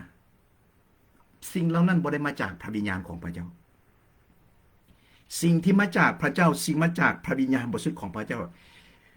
มีแต่สิ่งที่เจริญขึ้นอบอุ่นในจิตใจมีพลังจิตพลังใจมีความหวังหักหอมปุ่มลุมถึงต้องปองดองกันเสริมสร้างกันให้ความหวังทวีคูณขึ้นไปถึงความไพ่บูรณ์ความสมบูรณ์ในพระเยซูคริสต์นี่คือน้ำพระทัยของพระเจ้าเพราะในโยฮันบทที่10 ข้อ 10พระเยซูว่าเฮามาเพื่อทานทั้งหลายจะมีชีวิตและชีวิตครบบริบูรณ์นี่แหละสิ่งที่มาจากพระเจ้าสิ่งที่มาจากพระวิญญาณบริสุทธิ์สิ่งอยู่ในน้ำพระทัยของพระเจ้าบอกว่าผ่านการกระทำผ่านการเทศการสอนผ่านการขีดการเขียนผ่าน YouTube ผ่านเทคโนโลยีในผ่านโซเชียลมีเดียจะผ่านในรูปแบบใดก็ตามถ้าสิ่งที่มาจากพระเจ้าพระเยซูคริสต์องค์พระวิญญาณบริสุทธิ์นะบวกลูกเดียวเจริญขึ้นลูกเดียวเพราะในพระเยซูคริสต์ในพระเจ้าผู้บริสุทธิ์บ่มีความบาปบ่มีทั้งลบปะปนอยู่ในตรงนั้นบริบูรณ์ครบถ้วนในทุกมุมทุกจุดเวลาเขาได้อ่านพระคัมภีร์ได้นึกถึงภาพเรื่องราวของการทำงานบ่ว่าจะเป็นพระวิญญาณบริสุทธิ์พระองค์ทรงเป็นพระเจ้าบริสุทธิ์มาเบิ่งเมื่อเห็นการกระทำของพระเยซูบ่ว่าการสอนการไปการมาการปฏิบัติการรับใช้ของผมนะข้อน้อยอ่อนสอนพี่น้องรับตาไปนึกภาพเพราะว่าเขาอ่านเราเห็นในเนื้อบทของในพระคัมภีร์ในการกระทำในบทบาทของพระเยซูเห็นความงดงามเห็นความบริสุทธิ์เพอร์เฟกต์สมบูรณ์บ่มีบอนติเลยฉะนั้นเรียนแบบพระองค์ในพระคำของพระเจ้าในเฮบเรบทที่12 ข้อ 2ว่าจงจ้องมองหรือจงปักตาเบิ่งพระเยซูผู้บุกเบิกความเสื่อของพวกเขาไปถึงความสำเร็จเบิ่งที่พระเยซูจ้องมองที่พระเยซูการจ้องมองที่พระเยซูก็คือเสื่อฟังและเบิ่งที่พระคำของพระเจ้านี่แหละพี่น้องที่รักเฮาบ่ได้เห็นพระเยซูด้วยตาเนื้อหนังของเฮาแต่เฮาเห็นพระเยซูผ่านพระคำของพระองค์นะฉะนั้นอันนี้คือความชัดเจนเป็นยังเพราะพระคัมภีร์บอกว่าในโยฮันบทที่1 ข้อ 1เมื่ออย่างต้นเดิมปฐมกาลพระธรรมนั้นทรงเป็นอยู่แล้วพระธรรมนั้นอยู่กับพระเจ้าและพระธรรมนั้นทรงเป็นพระเจ้ากำลังว่าถึงพระเยซูคริสต์ข้อ 14ว่าพระธรรมบังเกิดเป็นมนุษย์คือพระเยซูคริสต์การจ้องมองการเบิ่งพระเยซูคือการเบิ่งค้นคว้าติดตามและเชื่อฟังปฏิบัติในหลักพระคำของพระเจ้านะเห็นพระเยซูคริสต์เห็นพระเจ้าผ่านความเสื่อผ่านพระคำของพระองค์ผ่านโลกของฝ่ายวิญญาณพระองค์สวยสดงดงามบริสุทธิ์ครบถ้วนทุกบทบาทของพระองค์ขอบคุณพระเยซูฉะนั้นผู้ใดยิ่งติดสนิทกับพระเยซูคริสต์พี่น้องที่รักเฮาก็จะมีการเปลี่ยนแปลงหรือการทวีคูณนิสัยใจคอเฮานี่กะมันจะคอยดีขึ้นข้างก่อนเป็นคนที่ยังโมโหโทโสเขาได้เป็นผู้หนึ่งในพี่น้อง ผู้สาวบอกว่าน้ำในใจให้ อันนี้ว่าหลายปีดิแบบเกินมาเจ้าอารมณ์หน่อยนึงก็โกรธหายเดี๋ยวนึงก็มานึงปึ้งปังคนขี่รถตัดหน้าก็ขึ้นใจไปเลยปึ๊บปั๊บรถนะขนาดรถไฟเขามาจอดนี่10 นาทีเฮ้ยคือโดนแท้เป็นคนใจให้งุนงิดง่ายอันใดก็มุดมัดจะไม่ได้ยังบ่เข้าใจตื่นขึ้นมาแต่ละมืออันนี้บอกถึงชีวิตเก่านะตื่นขึ้นมาในหัวมันเนี่ยมันปิ้นละมันเมาละบ่ทันได้ดื่มเนี่ยมันเมากับปัญหา เศร้าอยู่พอปานนั้นแบกโลกนี่โอ้ยแบกหามจักไม่อีหยังบ่ได้เฮ็ดอีหยังแต่มันทุกข์มันทุกข์ในจิตใจนะเมื่อได้ยับเข้าใกล้พระเยซูคริสต์แล้วโอ้ฮาเลลูยาจิตใจก็ดีขึ้นได้ปะนี้นะก็บ่ได้เป็นคนเครียดง่ายก็บ่ได้เป็นคนใจห้อนอีกต่อไปแล้วก็บ่ได้เป็นคนที่ใจแคบขี้ที่เห็นได้ผลประโยชน์ของตัวเองพระองค์เปลี่ยนแปลงเฮาภายในดีขึ้นจิตใจกว้างขวางนะการอภัยก็ง่ายๆเป็นธรรมชาติออกไปนะความอดทนก็หลายขึ้นแต่เฮายังบ่ได้สมบูรณ์นะจังซั่นแหละการเปลี่ยนแปลงและการเติบโตมันจะค่อยดีขึ้นเมื่อเฮาสม่ำเสมอที่ติดสนิทกับพระเยซูยอมต่อการทรงนำการสอนจากพระวิญญาณบริสุทธิ์มีจิตวิญญาณที่หิวกระหายในพระคำของพระเจ้าแบบอย่างต่อเนื่องไปตัวนี้1,000,000%พี่น้องการเปลี่ยนแปลงการดีขึ้นนี่1,000,000%เลยโอ้พี่น้องหลายคนบ่ฮู้คนในตอนเขาเป็นบ่าวนะเขาเอิ้นว่าเขาในใส่ภาษาตลาดมาปานเตเฮ็ด เข้าใจว่าปานเตเฮ็ดมันมุนอัญญะเลยเมื่อถึงมุนอัญญะอยู่ในภายในนะมันบ่มีแนวดีนะมันบุญมันบายมันปานเจ๊กขายลวดสับสนบุญบายกระเลิกมันแตกสายไปหมดละจับอย่างมันบ่เป็นตอนเป็นอย่างนั้นมันมุนไปหมดมันสับสนมันกระทึกนึงนองอยู่ในภายในแต่ว่าอย่างเมื่อใกล้กับพระเยซูหลายขึ้นละโอ้ยพระองค์ก็เปลี่ยนอย่างพระองค์ก็เยียวยารักษาในจิตใจจากคนที่โมโหโทโซเห็นแต่อารมณ์เจ้าอารมณ์เห็นแต่ผลประโยชน์ของตัวเองเป็นคนที่งุดงิดเดี๋ยวนี้ก็ค่อยดีขึ้นขอบคุณพระเยซู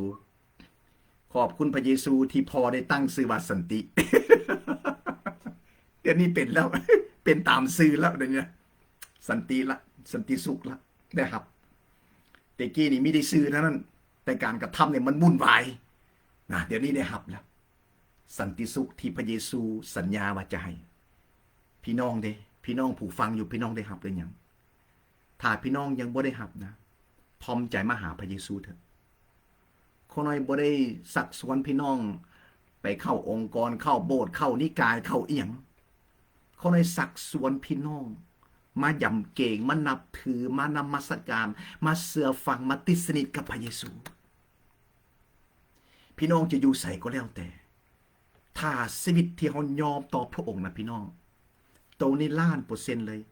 ชีวิตจะดีขึ้นนะเขาน้อยเห็นการอัศจรรย์แล้วที่พระองค์ทำงานในสิทธิ์ของเขาน้อยและกำลังนะความตื่นเต้นนี่มันได้ตลอดได้มันไหลลินอยู่นี่นะพี่น้องที่หักบางมื้อนี่เขาน้อย3 โมงเช้าในพี่น้องเขาได้นอน มีกำลังมีเหือมีแหงเทศนานี่เป็นชั่วโมงผู้ที่บ่เข้าใจโอ้อาจารย์นี่ก็เทศโดนแล้วเบ้าหลายแท้ห่วยมันม่วนไปเนาะ สิ่งที่มันม่วนมันก็มันแล้วน่ะที่เฮาสัมผัสเฮาม่วนเฮาซื่นถ้าเฮาทำสิ่งใดแล้วมันม่วนน่ะนะมันเฮาม่วนเฮาซื่นนะเฮาอยากหยุดบ่นะมันเฮาบ่อยากหยุดแต่มันตรงกันข้ามนะพวกที่ลิ้นเสเพในทางโลกจักดื่มจักกินกันฮะถึกมุกนึกน้องนี่แหละเบิ่งเอาบุญปีใหม่นี่จะมาถึงนี่เมากุ้มกันทั้งลาวทั้งไทยแหละเพื่อนก็ไล่ไปกุ้มมัวเมากันไปละทั้งในกานี่คือกันนี่ก็มีแต่ว่าการที่มัวเมาหรือล่าเริงไปซะนะมันบ่โดนดอกหยุดเองอย่างน้อยก็2-3 วันได้ไปบ่ไกลดอกแต่การทำงานแต่ความล่าเริงความเบิกบานมวลซื่นในพระเจ้านี่มันบ่เคยหยุดมันไหลลินเป็นเหมือนน้ำออกบ่อเลยนะข้างก่อนอยู่ในอดีต ประมาณอาจจะเป็นประมาณ38 ปีที่ผ่านมาบอกหลายกว่านั้นตั้งแต่หนุ่มเป็นหนุ่มเพื่อนแหละตื่นขึ้นมาแล้วปวดหัวละเศร้ากันละวันนั้นเห็นอย่างมันวุ่นวายก็วุ่นวายละเพราะภายในยังบ่ได้รับการปลดปล่อยภายในบ่ได้รับการแก้ไขแต่เดี๋ยวนี้ยังตื่นขึ้นมาในบ่ทันได้เห็นอย่างนะนึกถึงพระคุณของพระเจ้า4 โมงเช้า5 โมงเช้าตะเวนบ่ทันขึ้นหูซึกตัวขึ้นมาขอบคุณพระเยซูในเตียงนอนตาบ่ได้ในมือจิตวิญญาณนมัสการพระเจ้าจิตใจนมัสการพระเจ้าด้วยจิตวิญญาณและความจริงเกิดสันติสุขขึ้นมาแล้วบ่ได้ยากได้พี่น้องนะบ่แม่นสิเป็นอดอ่าน3 มื้อ3 วันอธิษฐานจนคอแห้งพุ่นจนเมื่อยเป็นยังบ่พบกับสันติสุขบางคนนะเป็นจังซั่นได้พี่น้องแต่เดี๋ยวนี้นี่บ่เป็นแบบนั้นนะมันเป็นเรื่องของจิตวิญญาณจิตใจที่ผูกพันกับพระองค์ง่ายๆเดี๋ยวนี้นะตื่นขึ้นมากับแบบนึกถึงพระคุณของพระเจ้านอนอยู่ในเตียง5-6 โมงเช้าตะเวนบ่ทันขึ้นตาบ่ได้เปิดออก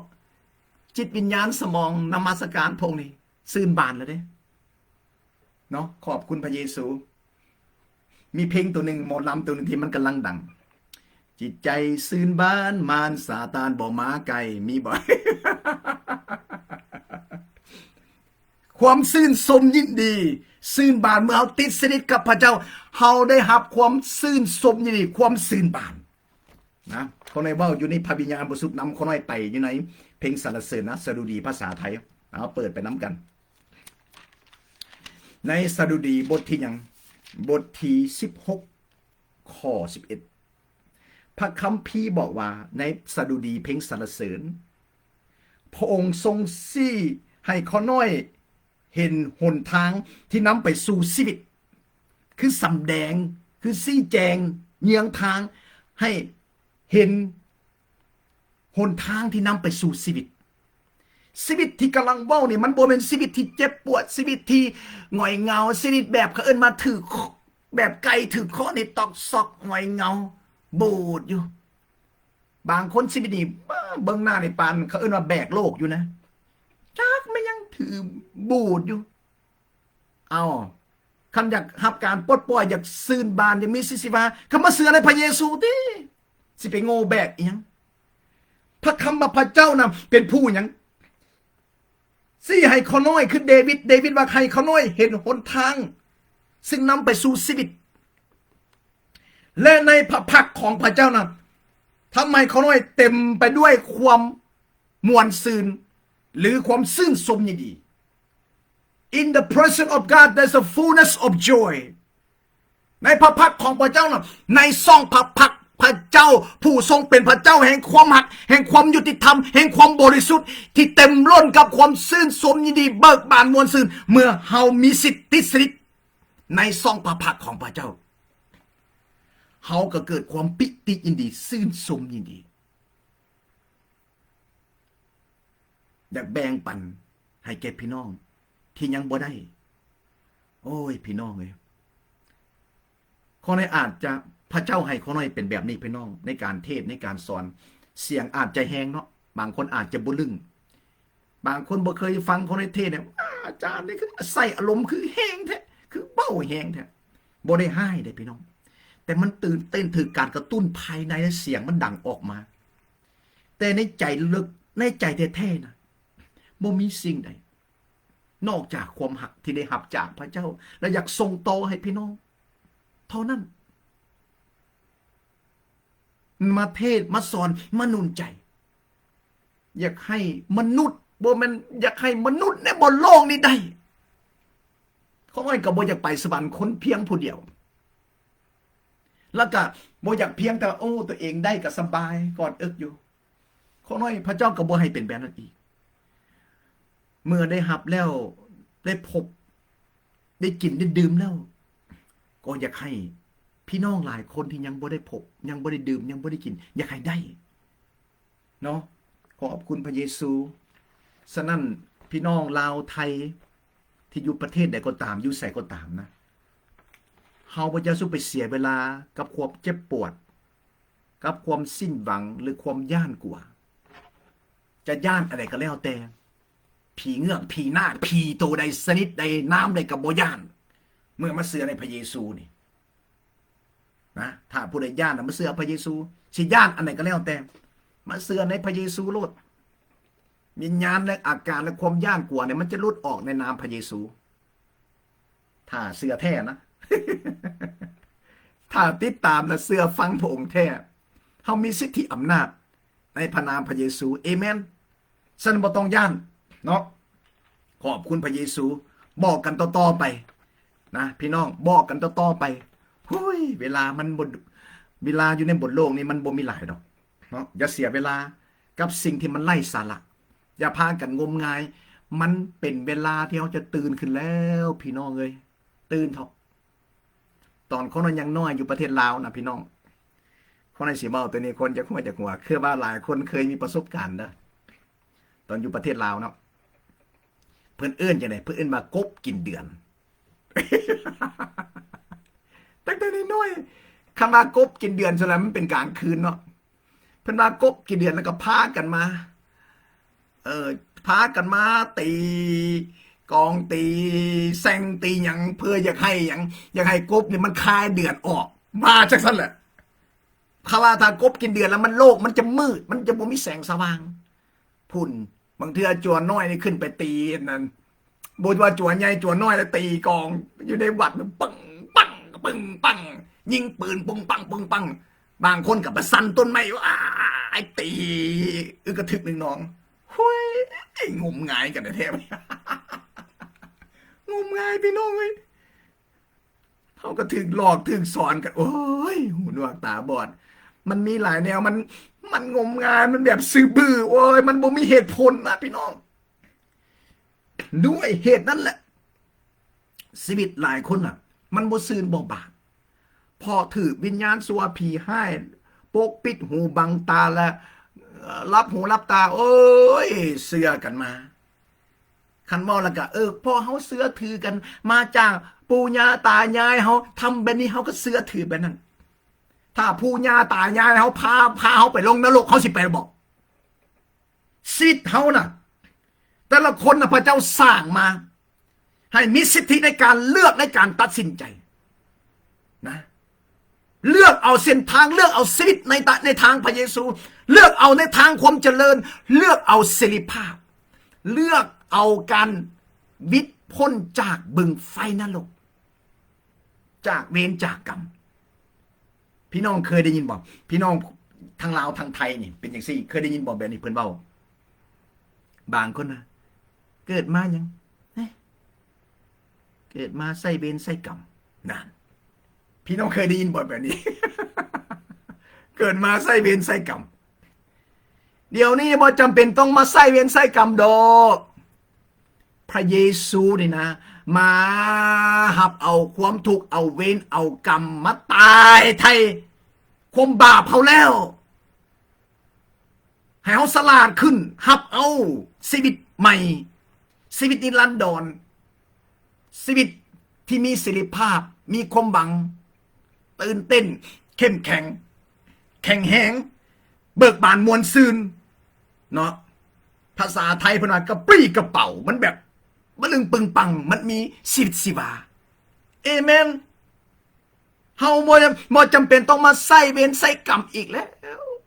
นะขอให้พระเจ้าพระวิญญาณบริสุทธิ์เปิดหูตาวิญญาณของพวกเขาที่จะหู้จักความจริงที่จะเข้าใจความจริงและรับเอาความจริง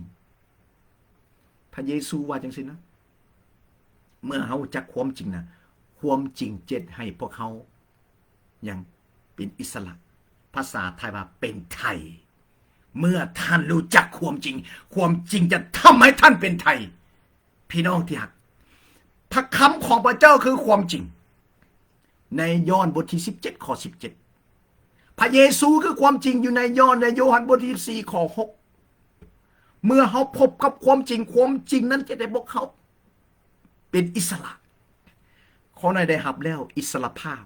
ได้รับแล้วเสรีภาพได้รับแล้วฟรีดัมพอพบความจริงพบพระเยซูและพบพระคำของพระเจ้าและมีพระคำของพระเจ้าเฮาพบความจริงเฮาอยู่ในความจริงเฮาเป็นไทยเฮามีเสรีภาพ มีเสรีภาพจึงบ่ย่านหยังผีเงือกผีนางผีอึกระทึกน้องผีตามใดตัวใดก็บ่ย่านพอพงปลดปล่อยเฮาออกจากวิญญาณในการย่านกลัวเฮาบ่ได้เป็นทาสของความย่านกลัวอีกต่อไปแต่ในพระคำของพระเจ้าอยู่ในโยฮันในยอห์นบทที่1ข้อ12ว่าพระเจ้าได้ประทานสิทธิให้เฮากลายเป็นบุตรของพระเจ้าพี่น้องเตือนสติตัวเองนะผ่านพระคำของผมพี่น้องผู้ที่รับเอายอมรับต้อนรับเอาพระเยซูนะมาเป็นพระผู้แทนรอดพ้นเฮาเป็นลูกเป็นบุตรของพระเจ้าบ่ได้เป็นค่อยข่าบ่ได้เป็นทาสอีกต่อไปบ่ได้เป็นค่อยข่าแห่งความย่านกลัว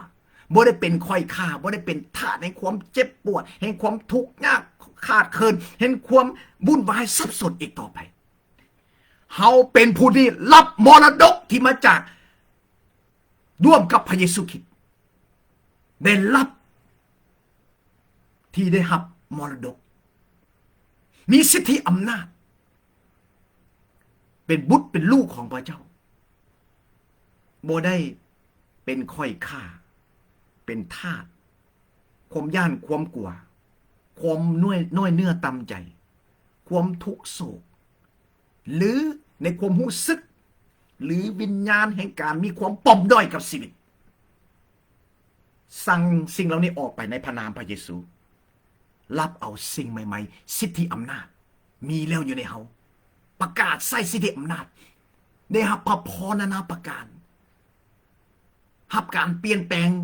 โดยองค์พระวิญญาณผ่านพระคำของพระเจ้าแต่ละมื้อแต่วันเฮ็ดให้เฮานี่มีสิทธิภาพเน้นยิ่งเฮาใกล้ชิดกับพระเจ้าหลายขึ้นจิตวิญญาณของเฮาบินเหมือนนกอินทรีพระคัมภีร์เว้าเองในเอสยาห์บทที่40ทุกคนที่รอคอยพระเจ้าเขาจะได้รับกำลังนะขึ้นมาใหม่เขาจะมีปีกบินเหมือนนกอินทรีคือจิตวิญญาณของได้รับการปลดปล่อยฟื้นฟูเอเมนขอบคุณพระเยซูเนาะเอาฉะนั้นแบ่งปันส่งต่อกันต่อไปถ้าผู้ใดยังย่านงอกแงกโศกเศร้าย่านนั่นย่านนี่เฮ็ดยังก็ย่านนะในพระเยซูในความหักในพระเจ้าในพระวิญญาณบ่มีความย่านเอเมนขอบคุณพระเยซูเนาะขอพระองค์ได้รับเกียรติและสู้กำลังพี่น้องต่อไปนะวันหน้าเราจะมาพบกันอีกมีหลายแนวพี่น้องที่พระวิญญาณบริสุทธิ์เติมเต็มในหัวใจและเล่าใจมันใหม่น้องเข้าใจว่ามันใหม่พี่น้องคนลาวคนไทยหู้เข้าใจว่ามันใหม่อยู่ในภายในน่ะมันอังอยู่ในภายในมันบ่แม่นอุกอังเด้มันคนละอังเด้ มันอังมันเต็มมันล้นมันอังในสันติสุขในความตื่นเต้นในการแบ่งปันเนาะในความซื่นสมนี่อยากนูนใจมันอังมันล้นภายในมันแตกต่างกับอุกอังเด้ว้ายอุกอังน่ะมันสิเข่งสิแตกสิระเบิดมันคนละอุกอังเด้อันนี้บ่ได้มันอังแบบปวดหัวปวดหยังสันติสุขมันเต็มมันแน่นมันอังมันจะระเบิดมันลังไหลออกมาพี่น้องอย่าหู้คนบอกพี่น้องฟังในคำเบ้าของคนพระเยซูบอกว่าสิ่งใดที่อยู่ในใจของคนนั้นมันจะออกมาทั้งปากพวกที่มีความทุกข์หลายๆมันพวกอุกอังนะเดี๋ยวก็จมดอกในนึงก็จม